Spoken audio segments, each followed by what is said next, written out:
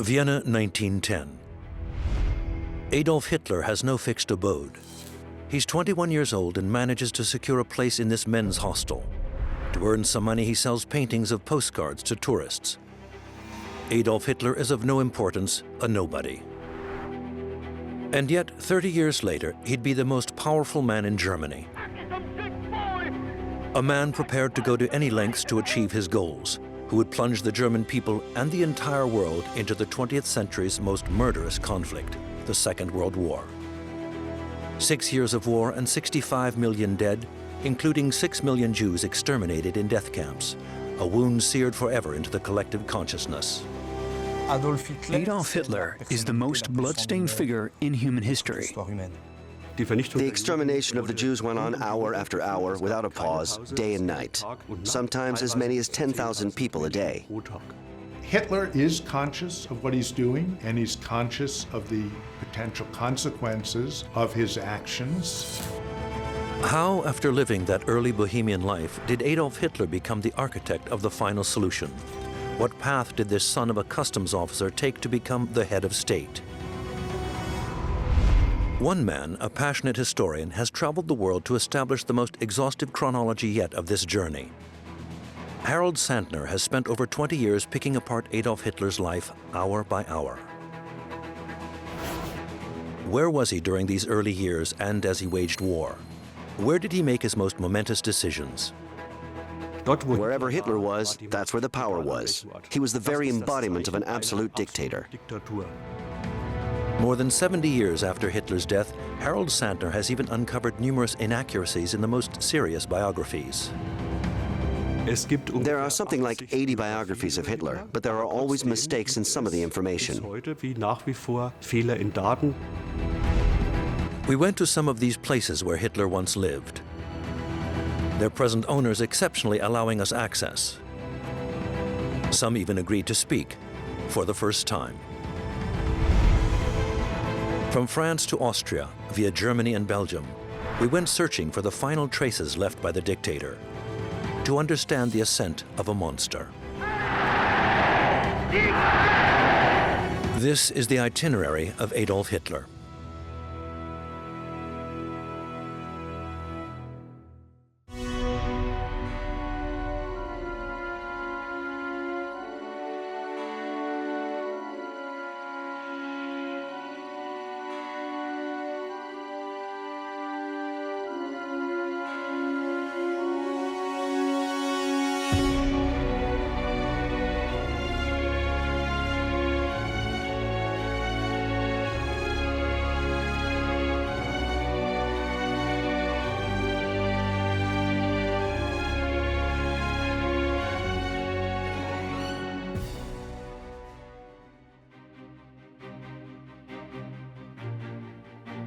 October 1918. The First World War is coming to an end. Adolf Hitler has been in the German army for the last 4 years, but the young soldier has to leave the front line, having been partially blinded by a gas attack. He learns of Germany's defeat from his hospital bed. Adolf Hitler is devastated. The defeat of 1918 was an absolute tragedy for him, particularly traumatizing because he hadn't expected it. Nobody in the government or the army had said there was going to be a defeat. Everyone thought they would win. Hitler, like many Germans, believed that the defeat has been caused by enemies on the inside. Politicians, but not only them. The Jews were a perfect scapegoat for the loss of World War I. He perceives the Jews as the secret guiding hand behind all of the other political movements pushed for the signing of the punitive peace at Versailles. The year 1919 marked the beginning of his anti-Semitic tirades. But why did Adolf Hitler bear such hatred for the Jews? And how did he go from hatred to mass murder? A look back at the life of the man behind the world's worst ever crime against humanity.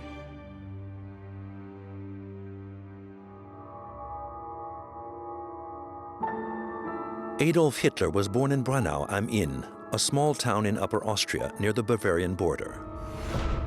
It was on the second floor of this former inn that his mother, Clara Hitler, gave birth to him on the 20th of April, 1889 at 6:30 in the evening.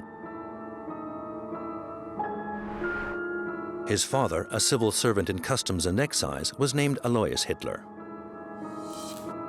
We accompanied Harald Sandner to Hitler's place of birth, where it all began, where the monster was born. It's hard to imagine how this little baby grew up to be a mass murderer. A baby is by nature innocent. No one could have imagined how Adolf Hitler would turn out. This will quite probably be the last ever film of Hitler's birthplace. The Austrian government plans to demolish the building to obliterate all trace of the dictator. Shortly after his birth, the Hitler family moved into this building just a short distance up the road. Hitler was only a few weeks old.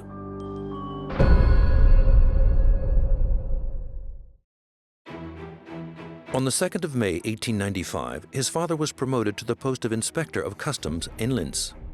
So at the age of 6, Adolf Hitler started going to this small school in Fischelham, to the southwest of Linz. The dictator would return here in triumph on the 12th of June, 1939. This color film was shot by Eva Braun, later to become his wife. Back in his old school, he was quite moved. He let these feelings from his childhood well up because his primary schooling had been rather good, unlike his later schooling, which was somewhat less satisfactory. Through these images, Adolf Hitler presented himself to the Germans as a model pupil destined to have a brilliant political career. Pure propaganda, because the reality had been very different. On the whole, Hitler had been a poor student, only doing well in certain subjects that he liked. In the end, he left school without any qualifications. He hated school, he hated his teachers, and his teachers described him as lazy. While Adolf Hitler showed little interest in school, he enjoyed playing in the fields, especially at war, in which he took the lead role. He was a born leader who liked to be in charge and boss his little friends around. But what he liked most of all was drawing. He loved drawing, and his family was very admiring of his efforts. So at the age of 13 or 14, he decided that he was going to be an artist, a painter. But his chosen vocation as an artist was not at all to his father's liking. Alois Hitler wanted his son to follow in his footsteps and become a civil servant like him. When his father, Alois, found out that his son preferred drawing, he became aggressive and violent, regularly beating his son. The clearest testimony is that of his sister, Paula, who said he often got a beating, but forced himself to remain stoic as he took the blows, neither crying nor begging. In 1903, a tragic event gave him the chance to try to realize his dream. His father died. Hitler was 13 years old. Henceforth, nothing and no one could stand in his way.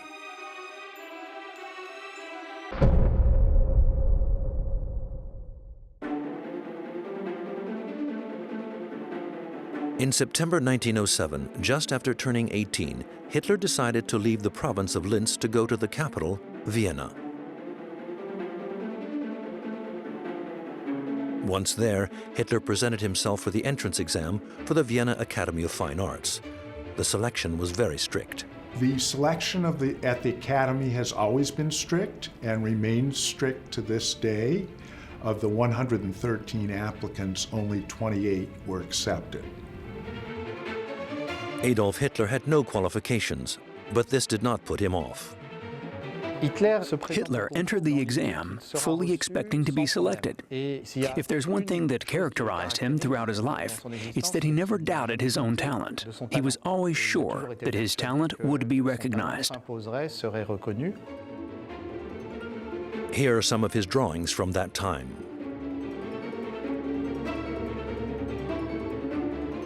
But Hitler was rejected. His lack of originality was held against him. But not only that. Hitler didn't do any preparation work, thinking that his inspiration alone would be enough to win over the examiners. We now know that he failed the entrance for the Vienna Academy of Fine Arts twice. Adolf Hitler found this rejection hard to stomach. In his book Mein Kampf, written years later, he described this day as the worst moment of his life. It was a trauma he spoke about to no one. He was ashamed and humiliated at his failure and simply did not want to have to talk about it. From November 1907, Hitler went back regularly to Linz. Only 2 months after his rejection by the Academy of Fine Arts, the young man found out that his mother was dying. Clara Hitler had breast cancer. She was being treated by a Dr. Bloch, who was Jewish. He was distraught. For as much as he'd hated his father, he absolutely adored his mother. His mother succumbing to this disease marked him for life. It was in this building in the center of Linz that Hitler spent days on end at his mother's bedside. Harald Sandner only managed to locate it after years of research. This is the first time its owner has allowed members of the foreign media inside.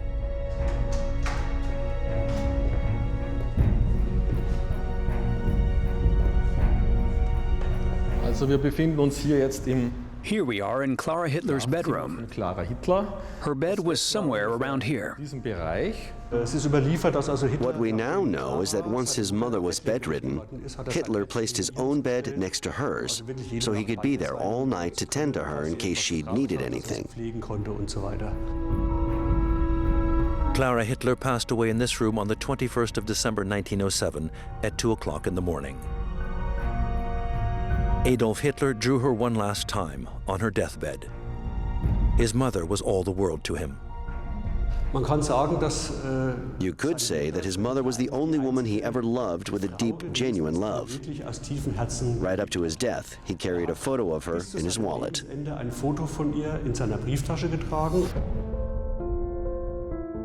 On the day of the funeral, the young Hitler warmly thanked Dr. Bloch for his care and promised him his eternal gratitude.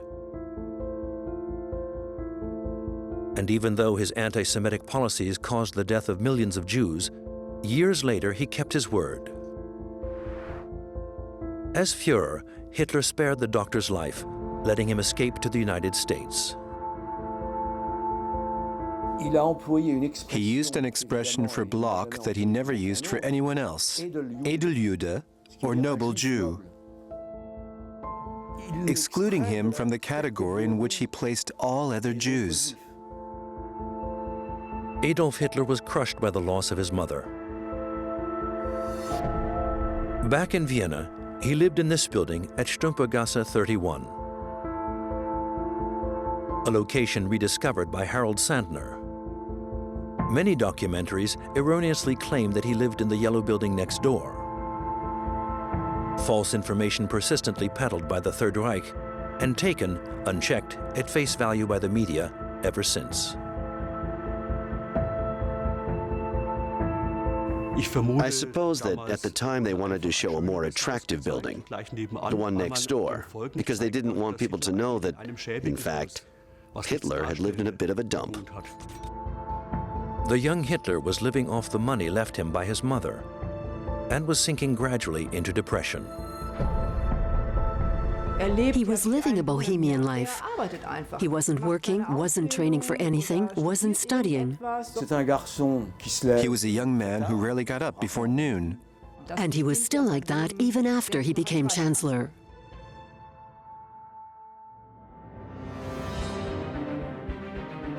Hitler lived off this money until the summer of 1909, when he could no longer pay his rent and found himself out on the street. Some nights he slept on public benches until the winter came, when he took refuge in homeless shelters. By day, he'd queue up at this convent, where the nuns ran a soup kitchen. At the age of 20, Adolf Hitler was homeless. He had nothing. He was a nobody. He had no future. In 1910, he moved into this men's hostel, which is now a very modern retirement home. He scraped a living by selling paintings he did of postcards to tourists. This marginal life went on for several years. But in Hitler's mind, none of this was his fault.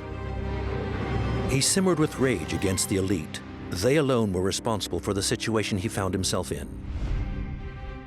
And the elite were short-sighted, of course, because they couldn't see the genius of the young Adolf. This is something we notice here, and it's a definite character trait.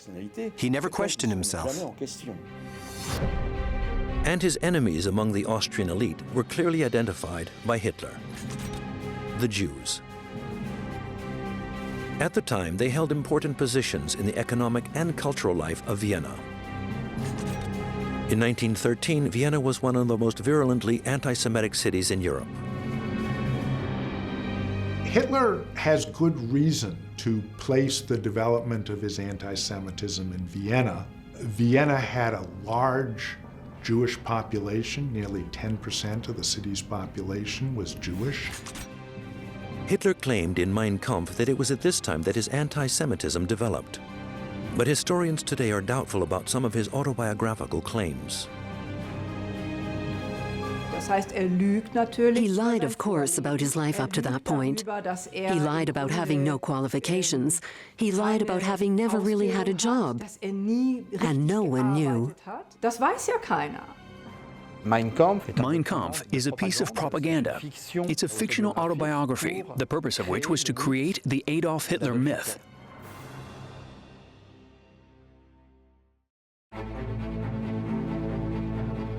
On August 1st, 1914, Germany declared war on Russia. This was the beginning of the First World War. Hitler was an Austrian national, but he volunteered to enlist in the German army. Hitler considered himself an Austrian and a German. He thought they should form one nation and that all the Germanic people should live under the same roof. He saw this conflict as an opportunity to change his miserable fate. At a large patriotic gathering at Odeonsplatz, an historic square in Munich, Hitler was bursting with enthusiasm, as this photograph shows. On this photo, he's brimming over with enthusiasm, almost in a trance. This war was his chance to forge an identity for himself.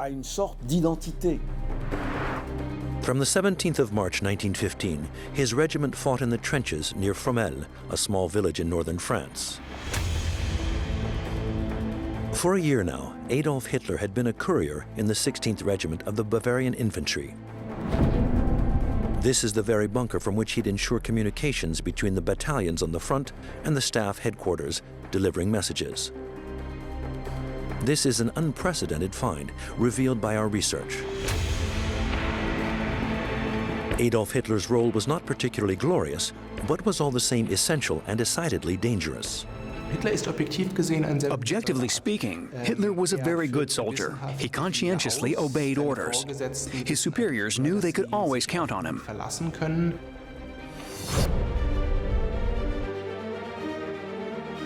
The rest of the time, Hitler would sometimes stay in this house in Furnes-en-Wep, a village a few kilometers from the front. In all, he would remain on French soil for about a year and a half. All of a sudden, Hitler was enlisted, institutionalized, and taken care of. He had no worries about money or getting enough to eat. He'd found a place for himself in the army, and he was happy there. There was meaning to his life. Here he is with his comrades. His face is thinner, with a long mustache. He's unrecognizable as the Hitler we know. His army companions were his new family. There was no longer anyone close to him, and he got on well enough with his new comrades. They described him as a solitary and not very sociable young man, but they all acknowledged his courage and determination. In December 1914, he was made a corporal and was decorated with an Iron Cross Class II, his first ever accolade, and something he'd wear for the rest of his life. His Iron Cross in 1914 was quite simply the first social distinction he'd ever had. So it was very important to a young man of 25 who'd hitherto never achieved anything. Hitler was incredibly proud of it. When Germany lost the First World War, the young soldier's life fell apart. He did all he could to stay in the army, having no wish to leave it. He decided to stay on in the army because he had no home to go to, and he needed an income.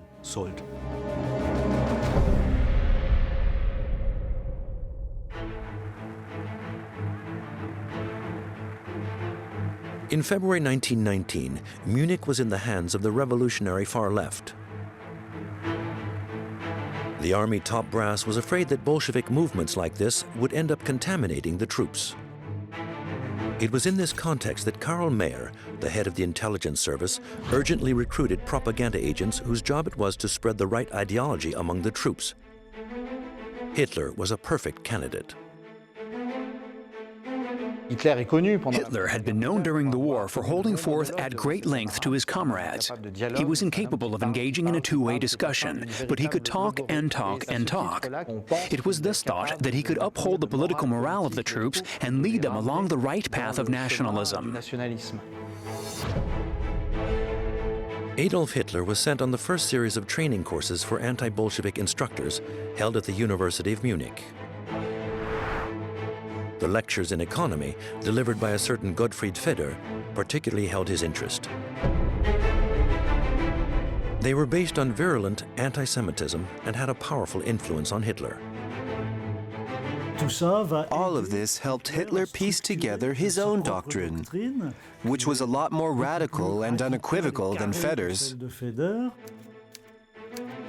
By August 1919, his hatred of the Jews had become an obsession, and he expressed it in a letter of 4 typed pages sent to a soldier. This is the very letter which we were able to track down in the United States. It's the first anti-Semitic text by Hitler containing almost the entire future Nazi doctrine, expressing as it does his opinion on the Jewish question. They're parasites, sucking the lifeblood of all the peoples on earth, being incapable of founding their own state or living off their own work and labor like everyone else. They're a parasite with a capital P. At the end of the letter, he couldn't be any more explicit. The final objective, the goal to aim for, must be the removal of the Jews. This was the first time Hitler revealed what would later be the driving force of his anti-Semitic actions. The idea that the state must organize the anti-Semitism and rid the German territory, the German society, once and for all, of all citizens of Jewish ancestry. His anti-Semitism had become the central pillar of his thinking. Adolf Hitler was at the time just a lowly army NCO, but the year 1919 would be a turning point in his ascent.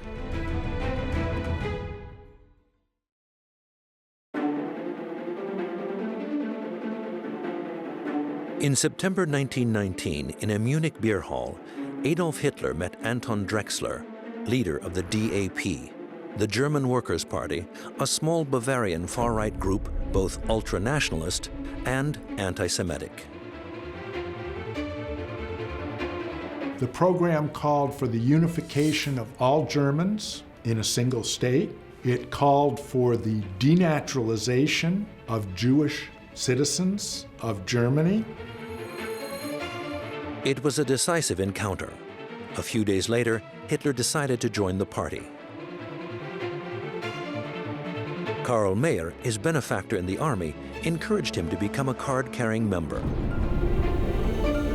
To this end, he allocated Hitler secret funds, making him henceforth a full-time propagandist. Adolf Hitler's political career was launched.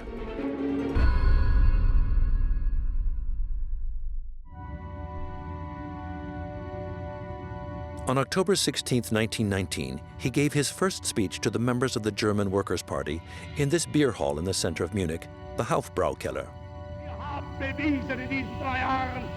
That evening, he spoke in front of 100 or so people, fascinating them with his powers of oratory. His performance was cheered. And saying they were fascinated isn't just a figure of speech, it really was a sort of enchantment.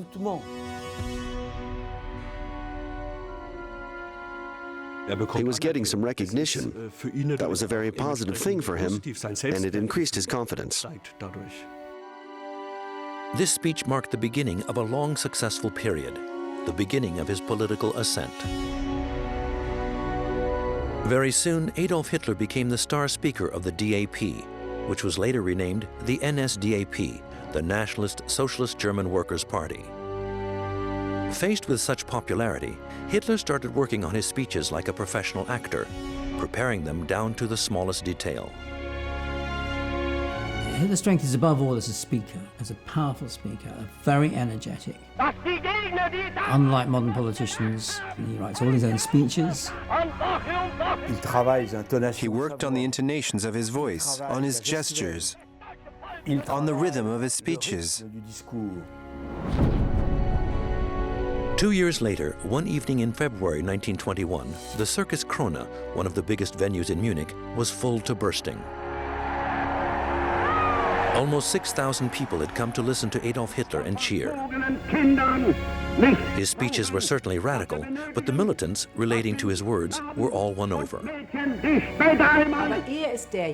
He was expressing what many didn't dare say, that they had to tear up the Treaty of Versailles, that democracy was not a political regime suited to Germany, and that the Jews were responsible for all that.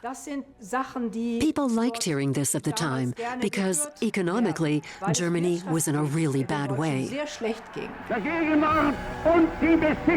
These speeches helped the party to constantly attract new members. From 200 at the end of 1919 to 3,300 in August 1921, finally reaching 55,000 people by the end of 1923. This popularity was a consecration for Hitler. In 1921, the former homeless layabout became the leader of the Nazi Party. His ambition was now huge. He wanted to become the leader of an entire nation. In the 1920s, Adolf Hitler lived in this apartment on the Tierstrasse in Munich. A harmless-looking location, but in reality a place symbolic of his political rise to power.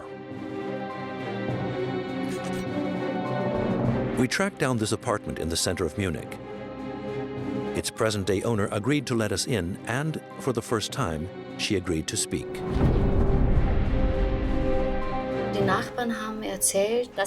I heard that the neighbors were frightened every time they opened the front door. They didn't want to go past his apartment because they thought they might be there when there was an attempt on his life. By some tragic or ironic coincidence, the owner of the building was Jewish. His name was Hugo Erlanger. He owned a men's clothing shop on the ground floor. He said that when he passed Hitler on the stairs, he was perfectly pleasant to him. The two men would cross paths regularly.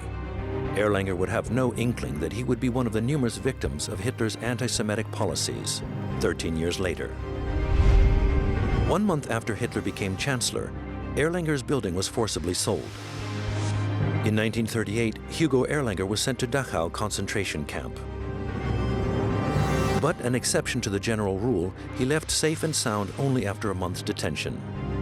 He survived World War II and had some difficulty getting back his apartment house. He finally did in 1949.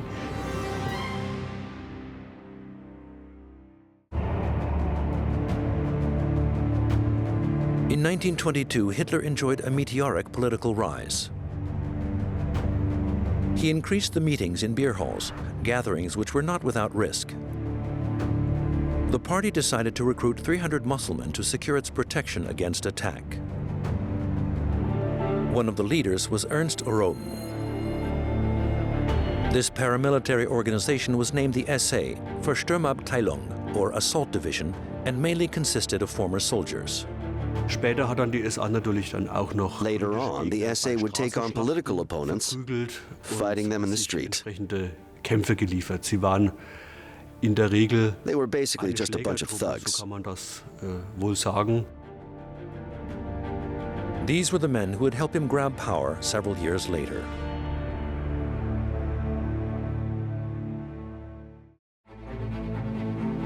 Not a week went by without the press printing something about the Nazi Party. The newspapers were full of their excesses. So Hitler decided to haul himself to the top through violence. He would carry out a putsch. He was very inspired by Mussolini's March on Rome.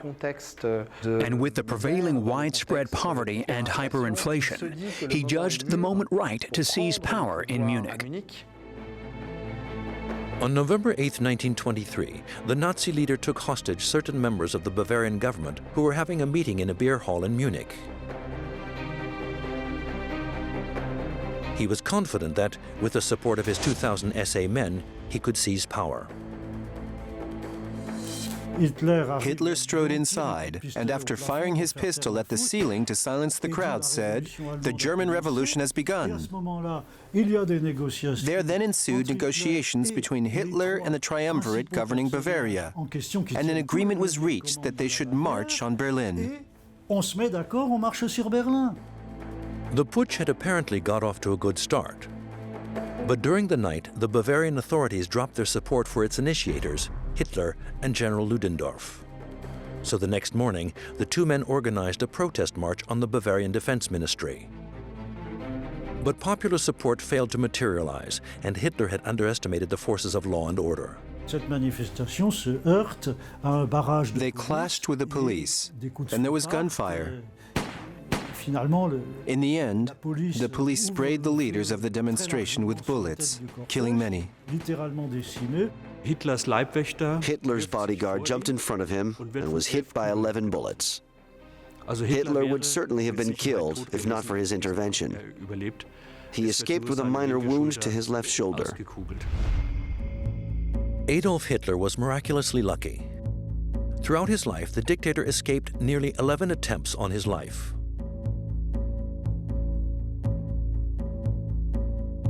The last of these took place during the war on the 20th of July, 1944, in his headquarters in Poland. But once again, Hitler emerged unscathed. And he was sure he knew why. Ist überzeugt, He was convinced that he was protected by God, und mit and each jedem attempt he survived Attentat, was merely überlebt, reinforced wird er this sich conviction. in dieser Überzeugung bestärkt.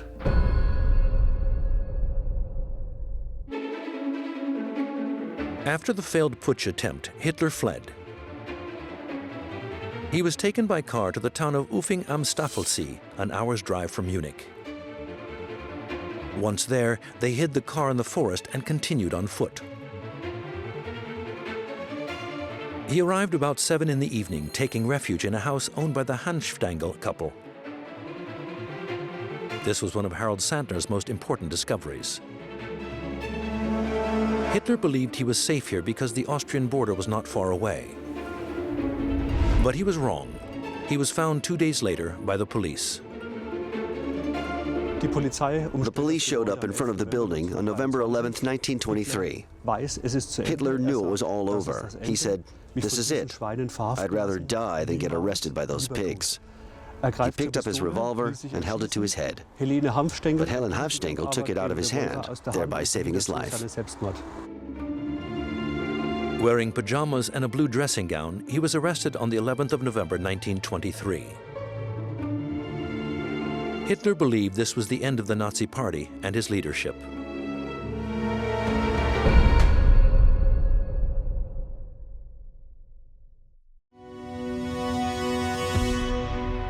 In 1924, he, Ernest Röhm, and General Ludendorff went on trial in Munich for treason.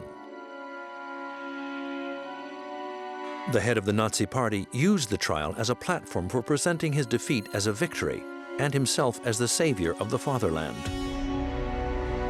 Hitler always rose to the occasion before an audience, and he realized that some of the judges were sympathetic to his cause, and all of them were serving the Republic reluctantly. With the press reporting his speeches during the trial, Hitler used it as a medium of propaganda. It was a plan that worked to perfection. Very soon, he became the star of the trial. In the end, Hitler was sentenced to 5 years in Landsberg prison, but his performances had made him famous throughout the whole of Germany.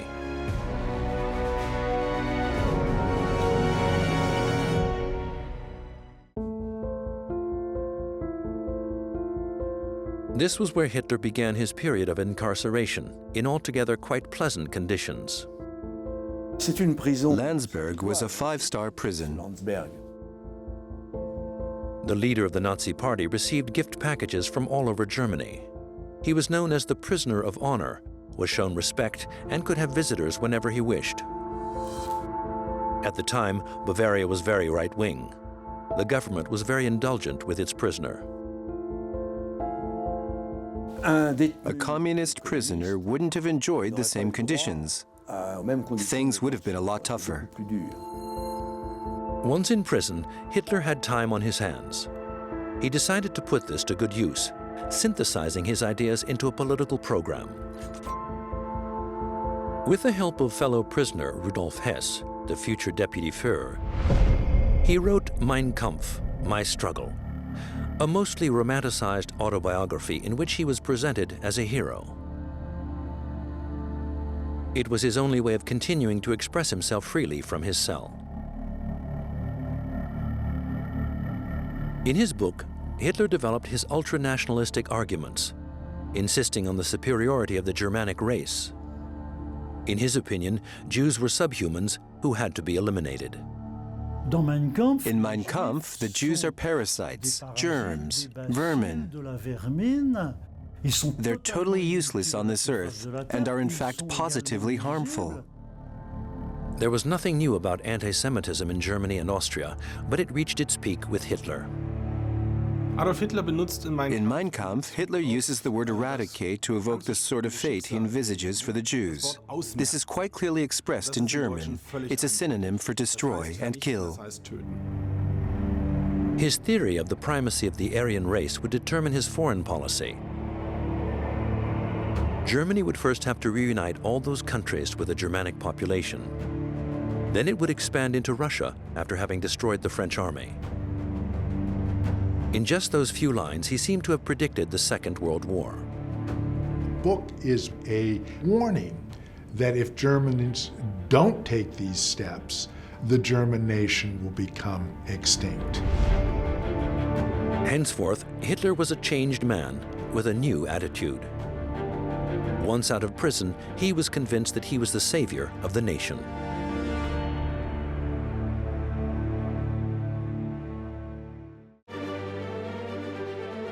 On December 20th, 1924, Adolf Hitler was released from prison after completing only 13 months of his sentence.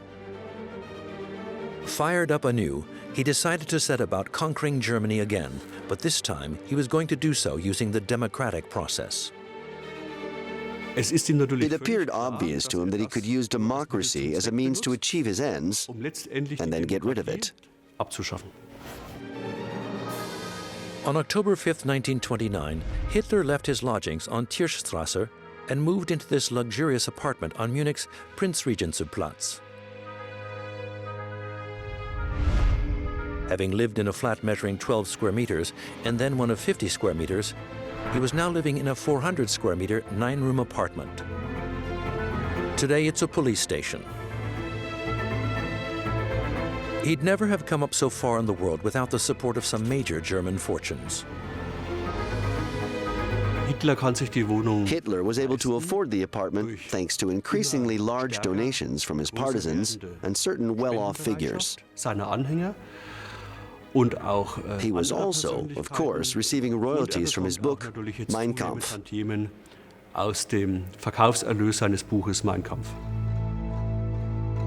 Thanks to his financial backers, he now had at his disposal considerable funds with which to organize a massive electoral campaign.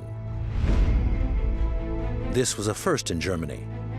The leader of the Nazi Party traveled only by plane, enabling him to hold up to 4 rallies per day. Hitler became a major political player, followed everywhere by the German media.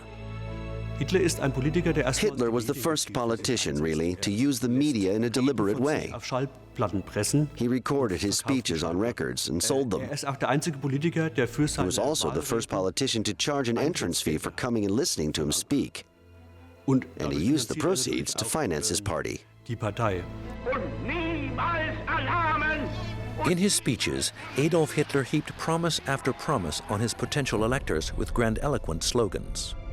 We're going to make Germany great again. We're going to get Germany back to work when there's 37% unemployed. We're going to revise the Treaty of Versailles. He made it quite clear that they would ban the other 32 political parties in Germany, but even this didn't seem to shock the German public much. While the Nazi Party was only polling 3% of the vote in the late 1920s, this rose to 20% in 1930, and then on the 31st of July 1932, the Nazis became the largest party in parliament. But none of this would have happened if not for the Great Depression of 1929. Nearly 7 million Germans were unemployed, while the country was heavily in debt, struggling to pay its reparation for the First World War. It was all too easy to stir up the German people's bitterness about that defeat. My father told me that he voted for Hitler because the poverty was too much to bear. Along came this party, which promised bread and work. So he joined them.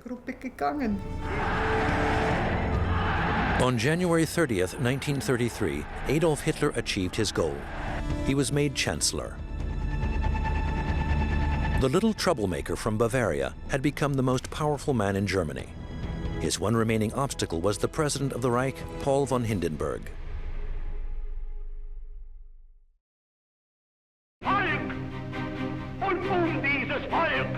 Once in power, Hitler lost no time establishing a dictatorship.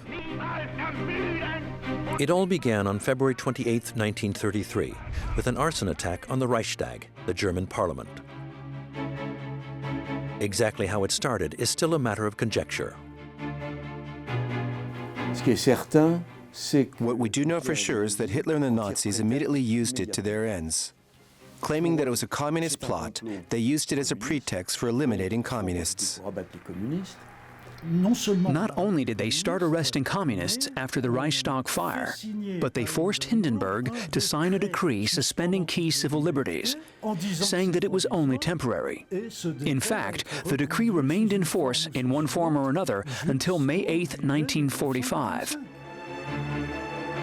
And Hitler didn't stop there. He dismantled the institutions of the Republic. The press was censored, and on the 24th of March 1933, he had the Enabling Act passed, whereby the cabinet, in effect Hitler, could enact laws for 4 years without involving Parliament.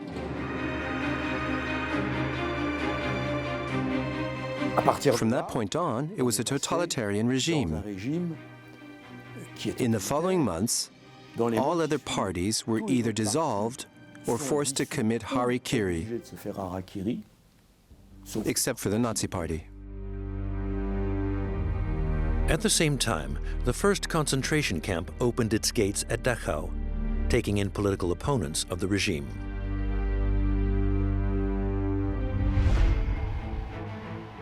Once securely in power, Hitler had just one idea in mind: making Germany the greatest nation of all time.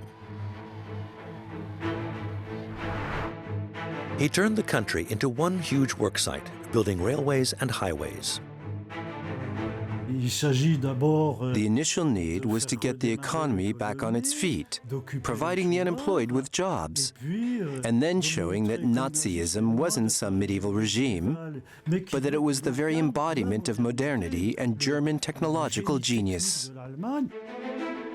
The public works were basically being carried out for military ends. The highways would make it easier for the army and its tanks to move swiftly around the country. because the dictator's ultimate goal was none other than to wage war. When Hitler comes to power, he immediately plans for a war. He tells the army generals to get their support, that he's going to have a new European war. But first he had to get rid of the SA, the assault divisions which formed a sort of state within the state, advocating permanent revolution. The SA's ambition was ultimately to form the top brass of the new German army. They wanted to infiltrate the military, but obviously the traditional officers were not well disposed to making room for these lower-class upstarts. The Führer decided, therefore, to sacrifice the SA because without the army's support, he could see his projects for war coming to nothing.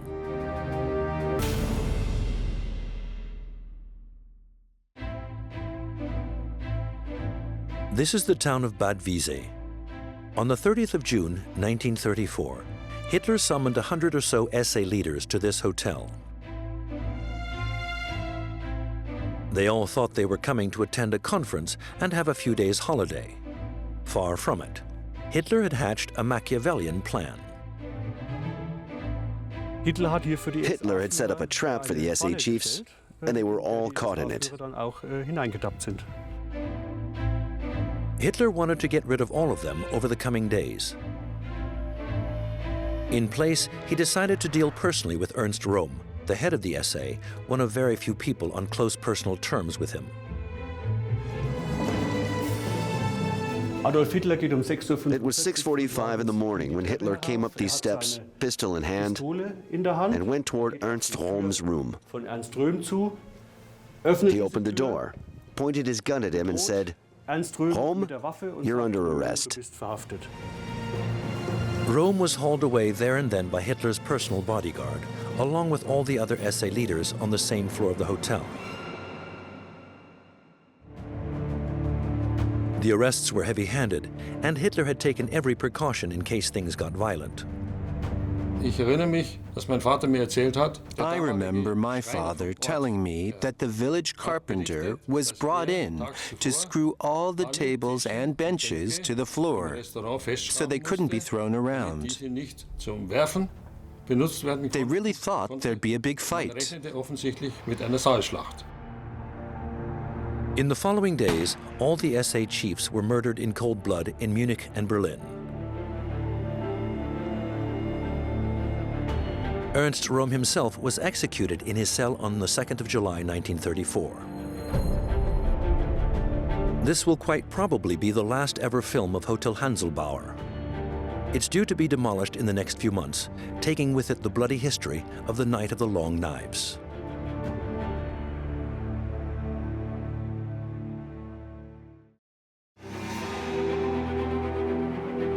Having rid himself of the SA, the dictator had a completely free hand to rule the country when, just a month later, Paul von Hindenburg died. The president of the Reich alone had had the power to dismiss him. Hitler took on all the functions of the president, meaning that he now possessed ultimate power and was head of the armed forces. Henceforth, his main goal was to rearm Germany in preparation for a new war. The dictator had been dreaming of revenge since the defeat of 1918. Hitler was obsessed with war. It was the basis of his political program, but it was also a value all by itself. As far as he was concerned, Germany could only know happiness through military success. But he hid his warmongering intentions from the whole world. The German Navy Museum claimed that the dictator was visiting a U-boat there on the 28th of September 1935. We now know, however, that the photo had been taken a month earlier. In fact, on the 28th of September, he was at the Krupp AG in the Ruhr region. The industrial group was a producer of steel, but above all, of weapons. Hitler visited several times in total secrecy because the Treaty of Versailles specifically banned any rearming of the country. Just one example among many of the Führer's intentions to keep what he was planning hidden.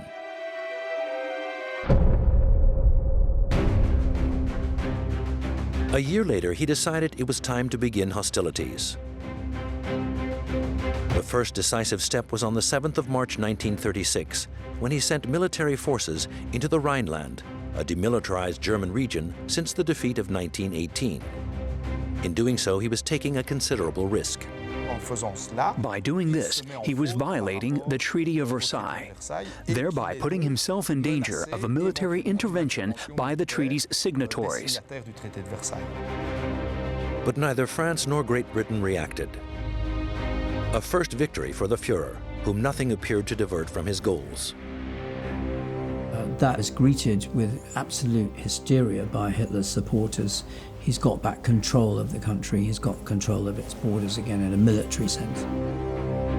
The consecration came for Hitler on the 12th of March 1938 with the Anschluss, Germany's annexation of Austria. His dream of uniting the German-speaking nations had become a reality. In 1938, in his Eagle's Nest hideaway in Bavaria, the dictator was already drawing up plans for future conquests. After Austria, his heart was set next on Czechoslovakia. Hitler dreamt of war because it echoed the battle raging inside him. The title of his book, Mein Kampf, My Struggle or My Fight, shows how combat was something inherent in his personality. It was always in Hitler's plans to kill hundreds of thousands, even millions of people. Even the deaths of Germans don't really touch Hitler. They are a part of his view of the history of human struggle. On September 1st, 1939, he invaded Poland, thereby plunging the world into the greatest armed conflict of history, humanity's darkest period.